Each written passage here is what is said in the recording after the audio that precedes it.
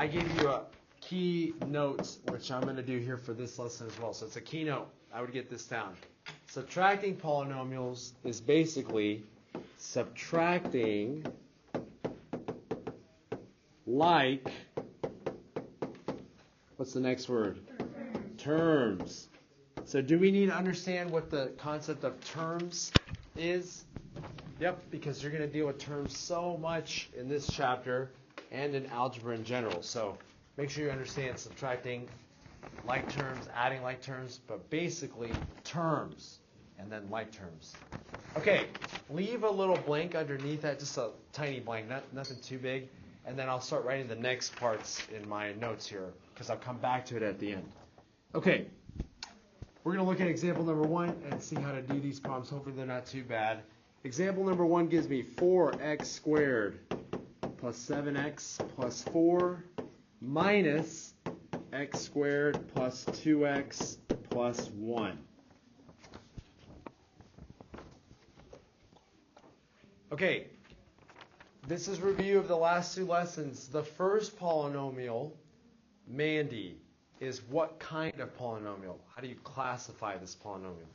It's a trinomial, which means it has 3 terms.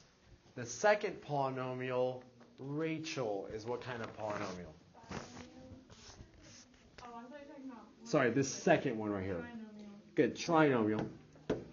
Good, because it has 3 terms. All right, are there any like terms? Chelsea.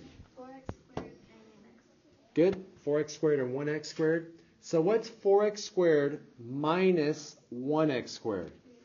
3x squared. Okay. Any other like terms? Sarah Curtis. There is 7x and 2x. 7x and 2x. And everybody, what's 7x minus 2x? 5x. Positive 5x. Any other like terms? Parker. 1 and 4. Yep, 1 and 4. 4 minus 1 is 3. positive 3. I put the sign with it. This is my answer. Does that sound familiar to yesterday? Except instead of adding, what are we doing today? Subtracting. I said at the beginning of this lesson that subtracting polynomials is very, very close to adding polynomials. In fact, closer than we sometimes think. Example number 2.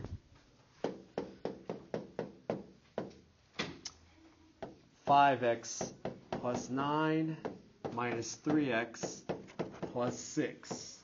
Okay, Matt, the first polynomial is what kind of polynomial?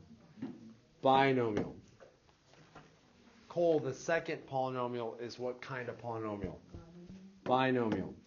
Okay, are there any like terms? Murphy, like terms? Yes. 5x and 3x. And everybody, what's 5x minus 3x? 2x, or positive 2x. Any other like terms, Nick? 9, or positive 9 and positive 6. Good, positive 9 and positive 6. What's 9 minus 6? Positive 3. You are done with that problem. Okay, the last 2 problems we've worked out horizontally. You guys remember the other method? Vertically. So I'm going to work that out. You guys write this out as well, because you have to know how to do both of them. 5x plus 9 minus 3x plus 6. I have a little question here. Maybe you had it yesterday with the adding, but I definitely have it with subtracting now. Why do you think I put the subtraction sign or the plus sign in these little parentheses? Why do you think I do that, Josh? So you know it's not part of the equation. Put like a negative. Yeah, if I didn't have those parentheses, what might it look like? Negative. Negative 3x, which is not what I'm saying necessarily, although we'll look at that even. What's 5x minus 3x? 2x. What's 9 minus 6? Good, positive 3, that's your answer. Vertically or horizontally, it can be done. You work it out. Now I'll just say work it out the way they wrote the problem down. So if they worked it out or wrote it down horizontally, you work it out horizontally and vertically as well. Okay.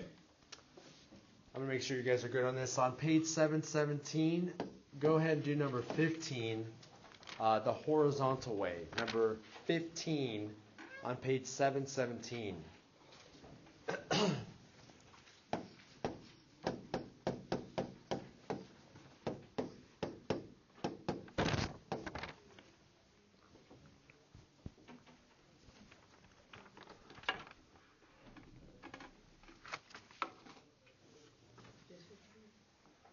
Yeah, for now, 15.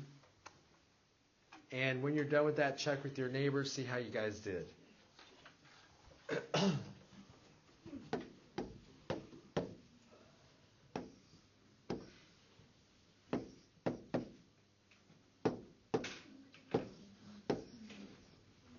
We got 2x plus 2. Okay, I'll give you another one. This one I want, the book wrote it out horizontally, but I'm telling you right now, for this problem, do it vertically, please. So please write it out vertically. Number 16.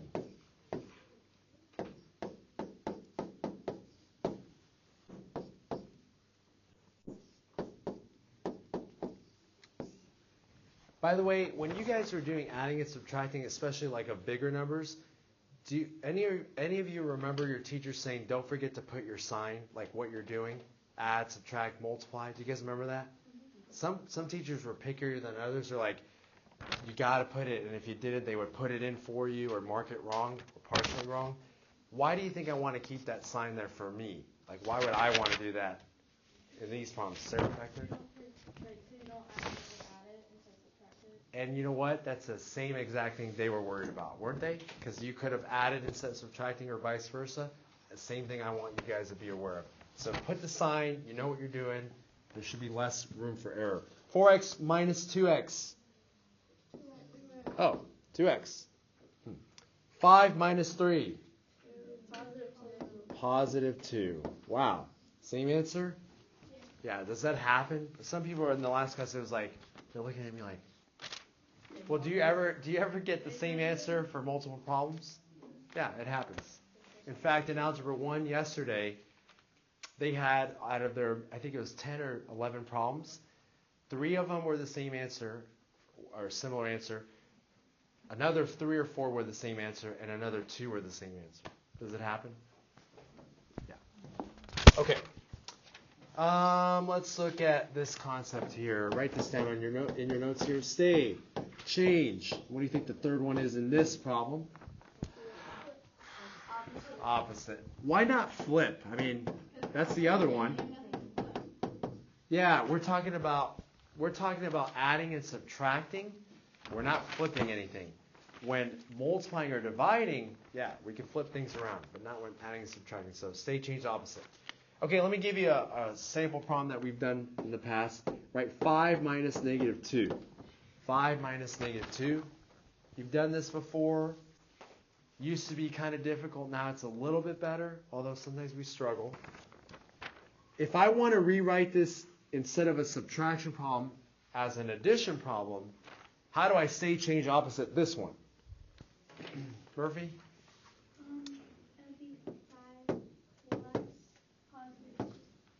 So you do stay, change, opposite.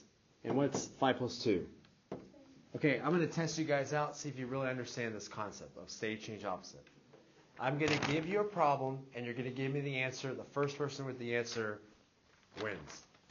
Okay, so 5 plus 2. 3. 7. Okay, that's okay. Yeah, we gotcha. 5 plus 2 is? 7. Okay, so that's the kind of problem I'm giving you. All right, ready? 5 minus negative 2. 7. That was quick. Wait, you're telling me 5 minus negative 2 is 7? You're telling me that these two problems give me the same answer?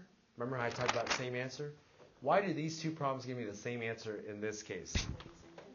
They're the same problem. Rewritten from subtraction to addition or addition to subtraction. So would you guys agree that this and this are the same thing? Yes. But which one's easier to look at? 5 plus 2. This is not hard. It's not like, man, this is really a mind bender. No, but that's just really easy. Okay, let's keep that understanding on this next problem here. Or sorry, let me ask you this. Back to these numbers. The numbers negative 2 and positive 2 are called additive inverses. So I would write that down. Negative 2 and 2 are additive inverses. Does anyone remember me even saying this in the past? You don't have to know the definition, but have you heard of the term additive inverses? Okay, one of you. Thank you. So they're additive inverses. Another way to say additive inverses, they are opposites. So do you guys agree that negative 2 and 2 are opposites? Okay, we're going to do a little drill here. I'm going to give you a number out loud, and the class will respond with the additive inverse. So let me give you an example. 2. That's what you would say. All right, ready? 5. Okay, now I want you to go as quickly as you can. 7. It's funny because I kind of hear maybe you got it right. I don't know. Negative 8. Good. 8 or positive 8. Good. X. Negative X. M. Negative H. Good. H or positive H. Good, good. Okay, you guys good on those? How many of you think you can do this all day and get them right? Like, you just can do this all day, no problem. Let me give you a couple more that are a little bit tougher. I want the additive inverse, and I'll write this for me, so I know what I'm doing here on the board. Additive inverse of ... I'm going to give you 2 numbers, okay? You give me the additive inverse, just write it down. Don't call it out. Additive inverse of 2xy plus 5y. No, just write it down, sorry. Write it down. I'm like, I want the additive inverse of 2xy plus 5y. That's a polynomial, by the way. Does anyone know what type of polynomial it is? Binomial. Okay, that's nice. I want the opposite of that binomial. I'll give you a little bit of time here. I'll write the answer down. We'll compare ours. The additive inverse of 2xy plus 5y is negative 2xy minus 5y. How many of you got that? Negative 2xy minus 5y. Okay, good. I'm going to give you a tougher one here. And if you didn't get this one, write it down. And then hopefully that'll help you out in this next one. This one's tougher. Find the additive inverse of 2x squared minus 3x minus 5. That's a trinomial.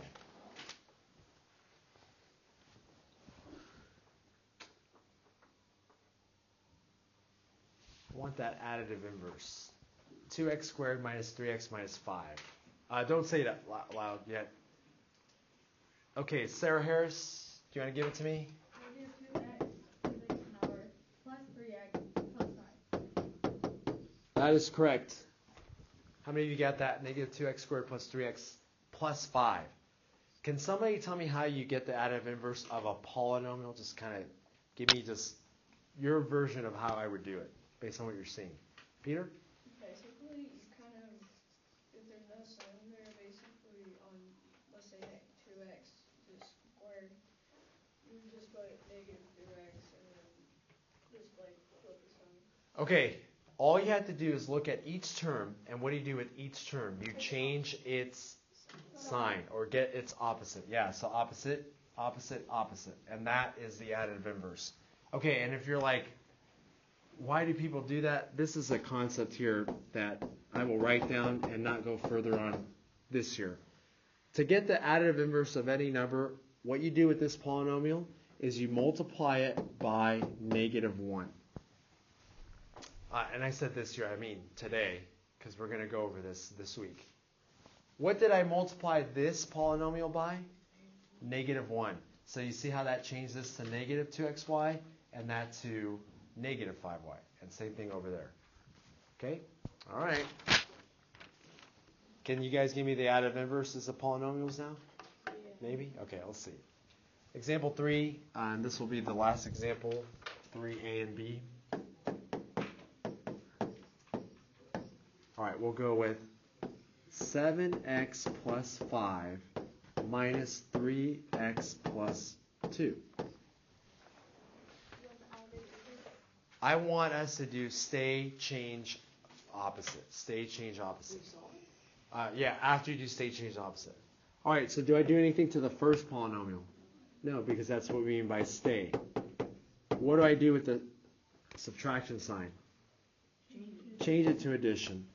And then I have to get the opposite, or the additive inverse, of 3x plus 2, which is? Negative 3x minus 2. Oh. Okay. If I didn't have this first part written up, and all I did was give you this problem, did we even need to go through lesson -3? Because what are we doing right now? Adding. Wasn't that yesterday's lesson? So remember how I told you that they're very similar? I mean, I'm talking very similar. Okay. What's 7x plus negative 3x? 4x. What's 5 plus negative 2? 3. Positive 3? Done. How many of you, let me ask this question, then I'll get to this here specifically. How many of you would rather add than subtract? I mean, if you got the choice for the rest of your life, you can add or you can subtract. You would say add? I'm guessing I would say add. I would say add. I would say subtract, Mr. A. Fine, you're different. But I would say add, and in this problem, I would also say that adding maybe made it a little bit more complicated, but not too much. Could you have worked it out the way it was written? The whole point of what I'm doing right now is I'm giving you options. You can either add by doing state change opposite, or you could do it subtracting, which works just fine, as long as you keep your numbers straight. Okay, Josh. On the first part of the problem, 7x plus 5, why didn't we do that? Additive inverse? Because we're doing that whole stay, change, opposite. So stay. Leave it alone, and it'll be all right. All right, on B, you have 3x squared minus 5xy plus 7y squared, and then minus x squared minus 3xy plus 4y squared. I want to make sure if I don't get my signs right, by the way, it throws off our problem, so I'm going to check that out. Okay, I think it's all good. I want you to work it out the vertical way right now, and you can do stay, change, opposite, or you can leave it just like that. Your choice. I'm not going to check whether you do it one way or the other, but I am going to give you tools. You can use either one. Can we do it next one? Like, just do it. Yes. Just be careful. You can do it inverse, a stay, change, opposite, or you can do it just the way it is. Your choice.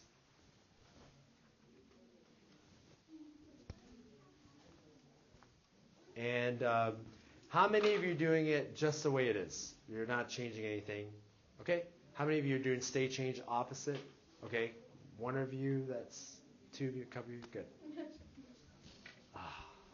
And then how many of you are not doing it at all? All right, good. Oh. That's no good. Okay. I'm going to do state change opposite. Should my answer, if I do state change opposite, be the same as if you just worked it out the way you did? Yes. Okay. Stay, change, opposite. Okay, what's 3x, and you can do it with me up here now. What's 3x squared plus negative x squared? 2x squared. What's negative 5xy plus 3xy? Negative 2xy. What's 7y squared plus negative 4y squared? All right, regardless of the way you did it, did you get 2x squared minus 2xy plus 3y squared? Okay. Either way? Okay. Either way it works. Yeah, and be careful with those signs. All right, your homework tonight.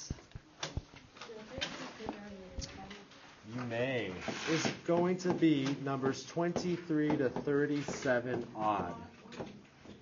And that's page 717.